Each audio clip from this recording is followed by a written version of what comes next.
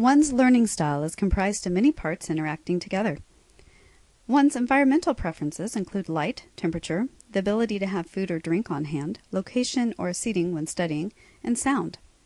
For example, do you prefer a brightly lit room or dim lighting, or perhaps you prefer natural light? And what about the temperature?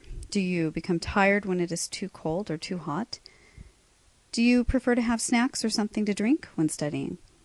As for location, do you prefer working at a desk, a large table, on the floor where you can spread out, or perhaps on a couch or bed, or maybe even standing up at a tall table?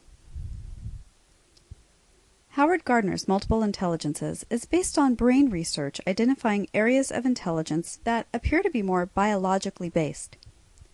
Our society tends to put greater emphasis on linguistic and logical mathematical intelligence, but other intelligences are equally valuable, and a student should be allowed to learn through his or her areas of strength.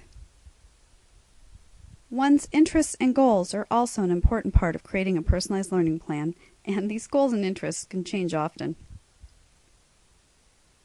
Modalities are perhaps the best known category of learning styles, but most only know about the three main categories of hearing, seeing, and hands-on. However, there's more to modalities than that, and we'll look at this in a moment. Personality types is another popular category of learning styles that we'll explore in greater detail. It is the unique combination of all of these things that defines you as a learner, and why personalizing learning to each individual student is so important. Modality or mode of learning is how we initially perceive our world. If you move your hands a lot when you talk, like to learn by doing, can memorize a list better if you write it down, or prefer to draw out your ideas or perhaps need to doodle when listening to a lecture, or perhaps you need to move to think, you might be one or more types of a tactile kinesthetic learner. How about reading? Do you retain information from reading text, or do you need pictures or graphs? If you answered yes to either of these, then you might be a visual learner. What about auditory? Do you learn best by hearing a teacher talk, or do you want to talk it out yourself? You might want to talk to a fellow student, or maybe you just talk to yourself. And no, this doesn't mean that you're crazy. It just means that you process information this way. You see, learning options need to be made available so that students can at least start off learning something new in a way that matches their preferred mode of learning. This reduces frustration and increases likelihood of success. Also, note that you can be strong in one category and not in another. For example, somebody might not learn well by listening, but would learn well by verbalizing. So, they would still be considered an auditory learner, just a certain type of auditory learner. Also, personality can then influence whether to verbalize, let's say, online versus with others. One's personality is made up of many parts. Global sequential refers to a preference to see the big picture first, which would be global, or for learning and doing things step by step, which would be sequential.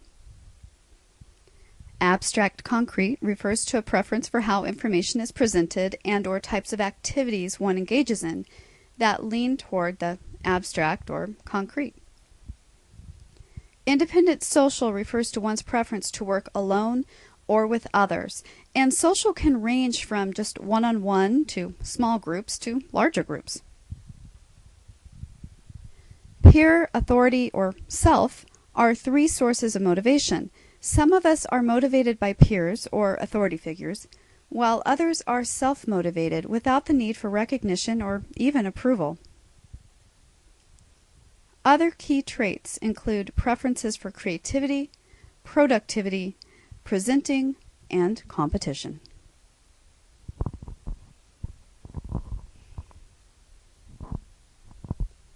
Presenting can come in different forms, and what you prefer, again, depends on other aspects of your personality. One way to present is to perform on a stage, whether that's a literal stage or another forum with an audience, such as a lawyer in a courtroom.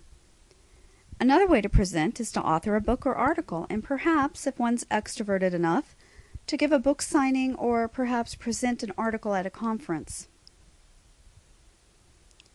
A producing personality is one who enjoys schedules and a sense of completion. They might prefer workbooks, planners, organization, rules, and procedures.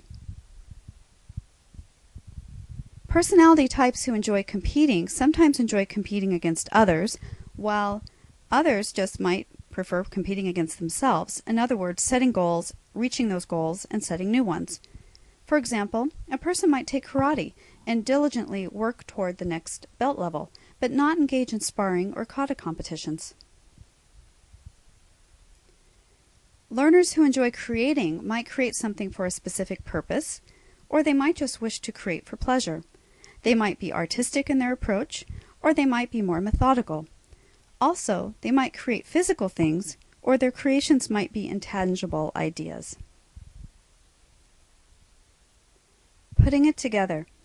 As noted before, one's learning style is comprised of many parts, and it is the unique combination of these parts that makes up each unique person. For example, a creative type who has a preference for the concrete might be a scientist, inventor, or architect. Meanwhile, a creative type that prefers the abstract might be an artist, a creative writer, or philosopher. However, there's more to it than this. For example, a person can have equal appreciation for concrete and abstract. An architect might include abstract ideas in the design process.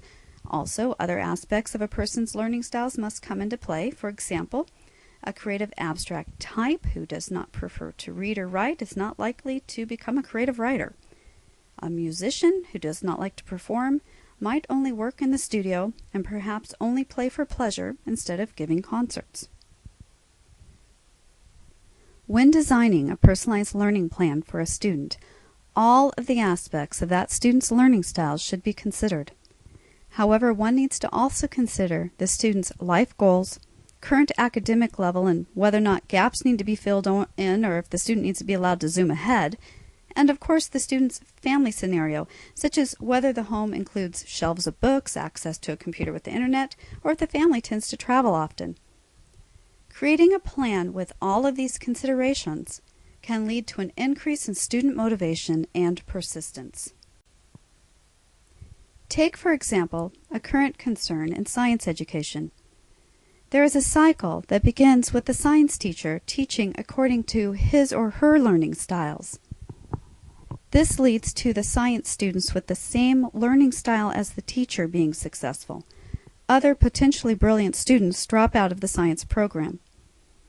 This can lead to a stagnant subject because only the successful science students become science teachers, regurgitating the same way of thinking. Research shows that students are more likely to complete learning tasks in a timely manner when they value the lesson's goals, feel like they can be successful, and are offered clear expectations and support. Tasks should have relevance, where students can ask the question, why do we need to know this stuff? And get an answer that makes sense. Learning should be aligned to the student's own values and goals. Students should feel a likelihood of success, and this is promoted by making sure that each student has the necessary prior knowledge and skills, as well as aligning learning to each student's learning styles. Guidance also influences student success. Guidance comes in the form of clear expectations and directions, as well as from caring teachers and support staff. Through personalized learning, students can be supported in seeking their own paths to their own dreams.